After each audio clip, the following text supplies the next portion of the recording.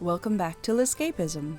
I'm Liz, and this is the first video in my 18th century English gown series, The Stays. I wanted to get this video up before results of the Foundation's revealed contest were announced, but then there was a global pandemic and life became a little different. In the meantime, I won the beginner category with these stays. I'm saying it now, and then immediately forgetting about it for the rest of the video because I refuse to be smug.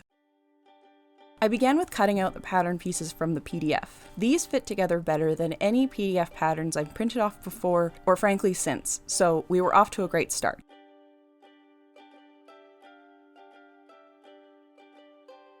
I somehow didn't get any shots of cutting out the mock-up, which became the lining. I did make a mock-up, but only to learn the assembly method, and not for a proper fitting. That's important, we'll come back to that.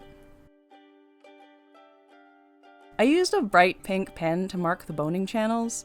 I either hadn't decided or had forgotten that this would be my lining as well. Bright pink marks are still visible on my finished garment.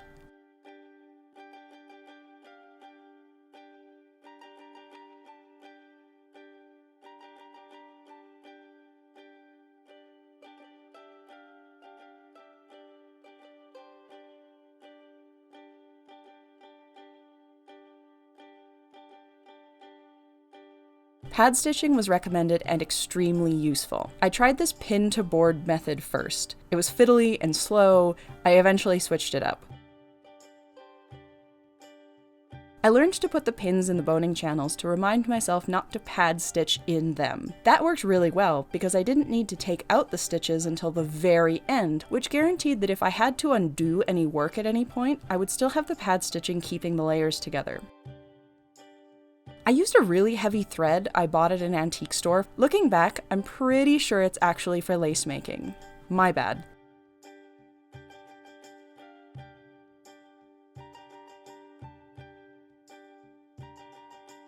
I genuinely love the look of pad stitching. I totally took this footage after I machine sewed the boning channels, but I think it was too pretty to pass up.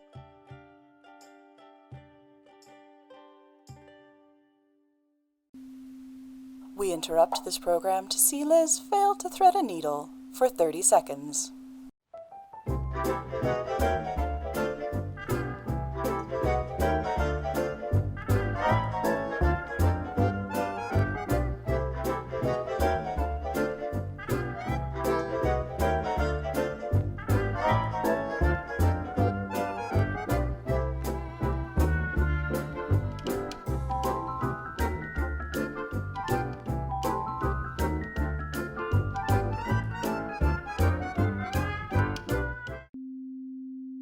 And now we return to your regularly scheduled program.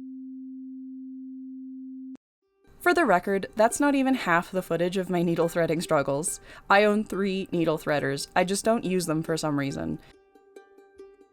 Sewing the fabric on the fashion side freaks me out. That's why I'm going so slow in this footage. Accidentally left a Christmas episode of QI on in the background for this shot. Oops. All my shears and thread clippers are actually inherited from my grandmother, who sewed for decades.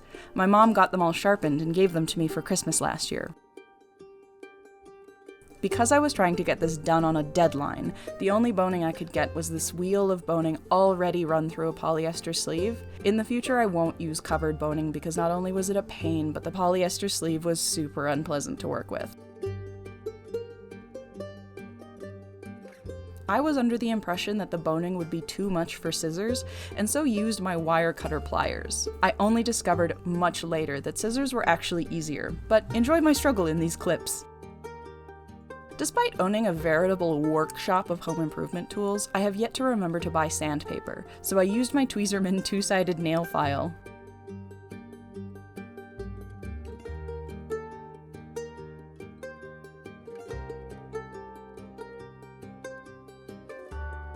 It worked a treat and is still usable for my nails. Never underestimate the power of beauty supplies.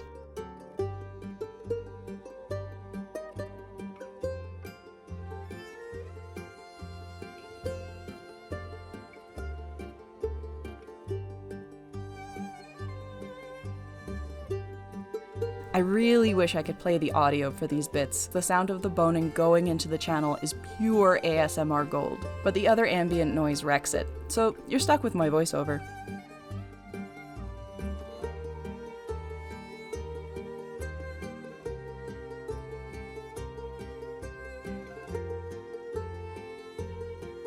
Literally the only shot of assembling the pieces of the garment is of my hand stitching the back seam down with very sloppy technique.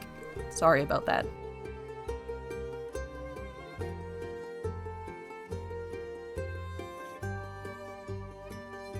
I either cut my bias strips to the wrong size, or thought that I had a size of bias tape maker that I didn't. Either way, this was my first bias tape ever, and despite the sad state of it, I think it did the trick.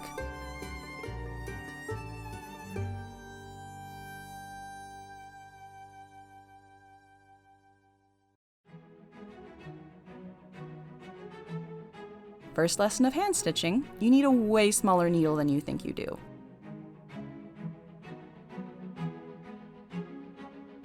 Please ignore the rust on this smaller needle. It was rescued from an antique shop and I haven't properly restored it yet.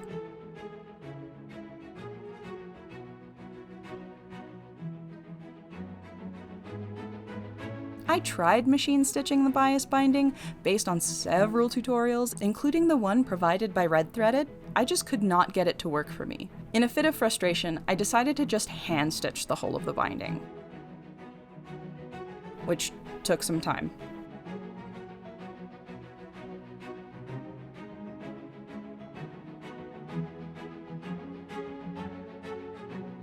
Just keep stitching, Liz, you'll get there.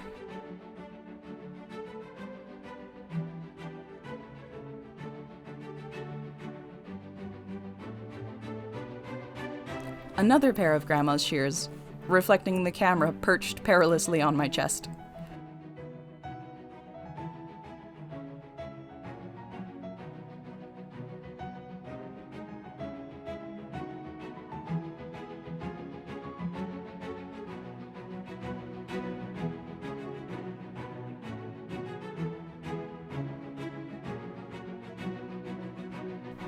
What kind of witchcraft do I have to learn to smooth down these top curves? I just could not make them work.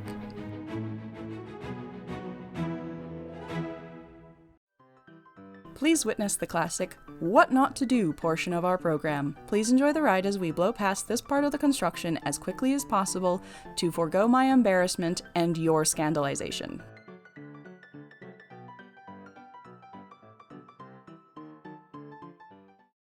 She's not totally finished yet. These ribbons here and this bit of lacing is also, both of these are temporary. There's just what I had on hand there. I need to snip and sew down the edges and the seams. Got that bit there. I'm really proud of how that curve turned out. The red threaded pattern that I used had even grommets up both sides for a more contemporary cross-lacing. I did do a bit of an internet search to find the preferred method for spiral lacing setting, and this was the one that I found recommended, with the two up here close together and the two down here close together. So these are 1 inch apart, center to center, and these are 1 inch apart, center to center, and then all of the other grommets on either side are 1.5 inches. But it looks so good! I'm so pleased. And in case you're wondering who has been making all that noise and nuisance, this is Rosie. Say hi, Rosie. Hi. Here they are.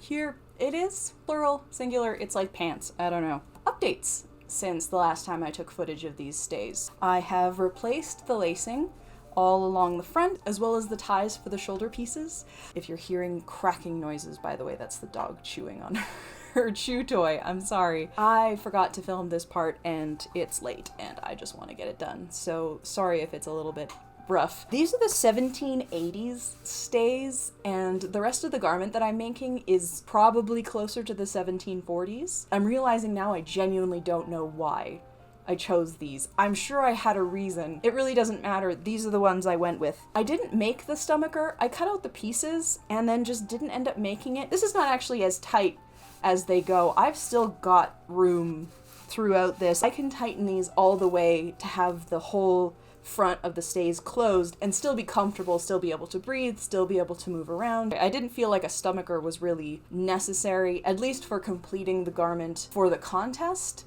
And then I just haven't gotten around to it because I was doing other things. At a certain point, especially when it came to the bias binding, I just wanted it to be done. In the update footage that you saw from late January, in the back tabs were not joined properly. You could tell that the seam was a little bit off. I have rectified that. They are now even. The only reason it looks a little bit uneven now is because the bias binding is slightly thicker on one side, but we're gonna forgive me that little mistake. I was so frustrated with doing the machine version of bias binding. Just the combination of the risk of hitting boning with my sewing machine needle, the fiddliness. I don't have great sewing machine control, even when my sewing machine is going really slow.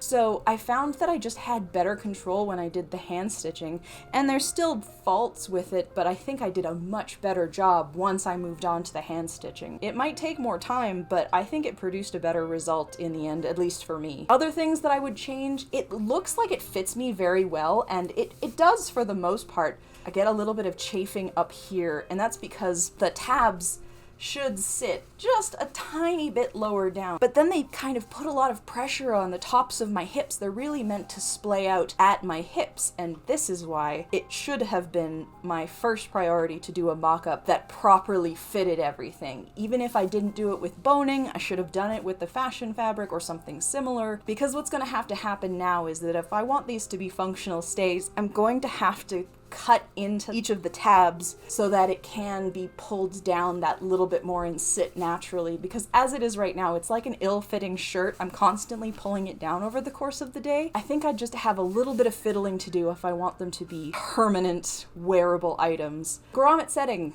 I would highly recommend that you actually get appropriate grommet setting supplies. I didn't include it in this cut of the video, but if you go to my 60-second supercut of assembling the stays, you'll see that at one point I held the grommet applicator sort of between my fingers and then hammered like that, and it's genuinely a surprise to me that I didn't lose some fingers. Yeah, not for the faint of heart, that particular portion of the video. I did the thing!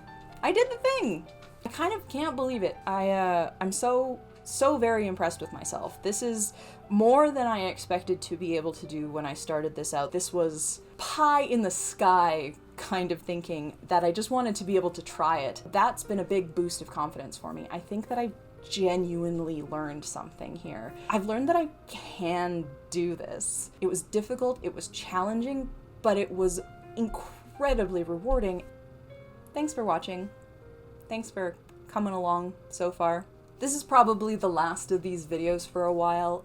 It's unlikely that I'll be able to make much more progress with the 18th century gown until I can get some help with the fitting, and we're all self-isolating right now, so there's nobody to help me with that. I have some other ideas for videos. I want to make some other things, so maybe we'll just put a pin in this particular project. My contest entry for these stays was called Spring is a Perhaps Hand, and that was in reference to an E.E. Cummings poem, one of my favorite poems by one of my favorite poets. I talked in my contest entry about spring as this place of hope and this place of renewal, and today, just by pure coincidence, it's the first really nice day, in Calgary at least. That has been amazing timing for me. I feel like this is a renewal and a hopeful look at what's to come. I feel really grateful, and it would not have been possible without this amazing community. Whether or not you have interacted with me directly already, or whether you haven't yet, or whether you never will, I'm speaking to you costumers directly. Thank you so much for, in just the nick of time, becoming my family. This is my little love letter at the end of this video to the costuming community. Thank you so much. And I hope you stick around. I hope you come back for more videos. Just come along with me. I'm gonna ask you to come along with me as I keep doing this and keep learning. Let's escape together and see what we can do. Be ever so good to each other, and I'll see you later.